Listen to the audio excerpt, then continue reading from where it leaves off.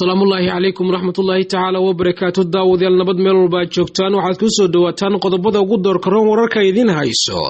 Xurma Media INC Kenya oo jawaab ku bixisay go'aankii dalalka Carabta ee xiisadda badda Soomaaliya. Faahfaahin ka soo baxaya dagaalka sare geysta oo ka dhacay magaalada Galkacyo. Gudoomiye ku-xigeenka labaad ee golaha shacabka oo maanta dalka dib ugu soo laabtay. Jubbaland oo beenisay warqad lagu baahiyay baraha bulshada. Soomaaliya oo heshiis la gashay shirkad shidaal oo laga leeyahay USA Netherlands. qodobadaas iyo qodobo kale ayaa saaxiibayaal warkay ku daawan doontaan balse haddii aad ku cusub tahay channelkan subscribe si aad u hesho xogaha iyo warbixinadan soo gudbino. Dowladda Kenya ayaa ka hadashay baaqi dhawaan ay soo saareen baarlamaanka Carabta ee Kenya looga digay inay isku daydo inay ku xadgudubto biyaha Soomaaliya. War ka soo baxay dowladda Kenya ayay ku sheegtay in Soomaaliya ay weerar diblomaasiyadeed ku qaaday Kenya markii ay sheegashada Kenya ay biyaha Soomaaliya geysay baarlamaanka Carabta. Kenya ayaa intaasi raacisay in dacwadda ay bilowday Soomaaliya sanadii 2014 ay geysay maxkamadda caalamiga ee ICJ haddana ay baarlamaanka Carabta hordhigtay taasi oo ay ku qeexday dagaal diblomaasiyadeed oo xoogan oo ay kala kulmayso Soomaaliya. Kenya ayaa shalay loo doortay hoggaanka kooxda xiriirka Soomaaliya ee la socodka dhaqdhaqaaqa burcadbadeeda Soomaalida taasoo Soomaali badan ka careysiisay. Dowladda federaalka Soomaaliya kama aysan hadlin go'aanka Kenya lagu siiyay in muddo 2 sano ay ilaaliso biyaha Soomaaliya. Hase yeeshee waxaa xog lagu helay in madaxweyne Farmaajo oo arrintan ku canaantay wasiirka arrimaha dibadda Axmed Ciise Cawad. Faahfaahin dheeraad ayaa ka soo baxaya dagaal u dhaxeeya ciidamada daraawiishta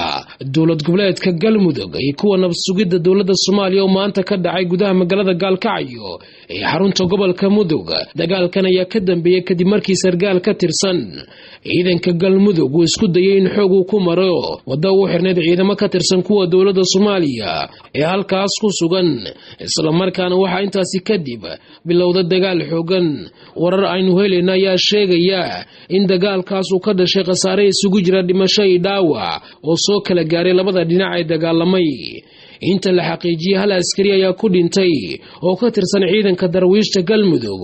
dagaalkaasi, halka 3 kale oo askari oo ka tirsan ciidanka nabadgelyada dowladda Soomaaliya ku dhaawacmeen dagaalkaasi kuwaasoo la geeyay isbitaalka weyn ee Galkacyo si xaaladooda caafimaad loogu dabiibo. Wararka ugu dambeeyay naga soo gaaray Galkacyo ayaa waxay ku waramayaan in haatan xaaladda halkaasi ka jirto ay tahay mid degan oo aan la maqlaynin wax rasaas ah oo ka dhacay halkaasi. ilaa ay hadda ma jiro wax war oo ka soo baxay maamulka Galmudug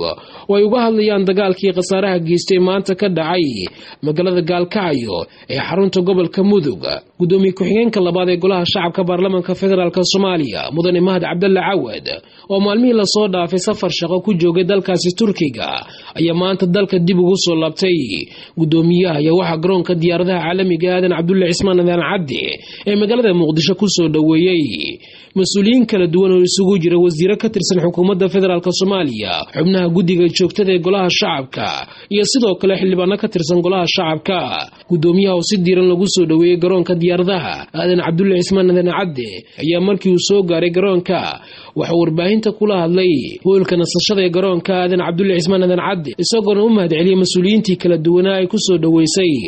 garoonka diyaaradaha Aadan Cabdulle Cismaan Aadan Cadde isla markaana ka warbixiyay safarkii ku joogay dalkaasi Turkiga. Guddiga madaxa bannaan ee xuduudaha iyo doorashooyinka Jubbaland oo maanta kulan ku yeeshay magaalada Kismaayo ayaa ka warbixiyay waxqabadkoodii 3 bilood ee ugu dambeysay. Kulanka maanta guddiga madaxa bannaan ee xuduudaha iyo doorashooyinka Jubbaland ayaa intii uu socday waxaa looga hadlay arrimo badan iyagoona guddiga ay ka warbixiyeen safarro dhawaan ay ku tageen degmooyinka iyo deegaanada gobolka Gedo iyo Jubbada Hoose iyagoona halkaasi kulamo kula qaatay qaybaha kala duwan ee bulshada isla markaana ay u sharxeen hanaanka loo mariyo doorashada ka dhacaysa dhawaan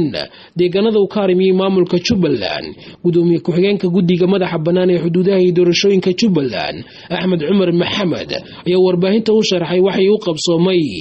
guddiga muddadii uu jiray. Gudoomiyaha guddiga madaxa bannaan ee xuduudaha iyo doorashooyinka Jubbaland Xamse Cabdi Barre ayaa u mahadceliyay dhammaan shacabka Jubbaland ee sida diiran ugu soo dhaweeyay deegaanada ay tageen. Xamse Cabdi Barre oo ah gudoomiyaha guddiga madaxa bannaan ee xuduudaha iyo doorashooyinka Jubbaland ayaa been abuur ku tilmaamay qoraal lagu baahiyay baraha bulshada ee ahayn beesha caalamka ay kala kulmeen cadaadis la xiriira qaabka loo soo xulanaya xildhibaanada Jubbaland wuxuuna sheegay in doorashadu ay u dhaceyso sidii loo qorsheeyay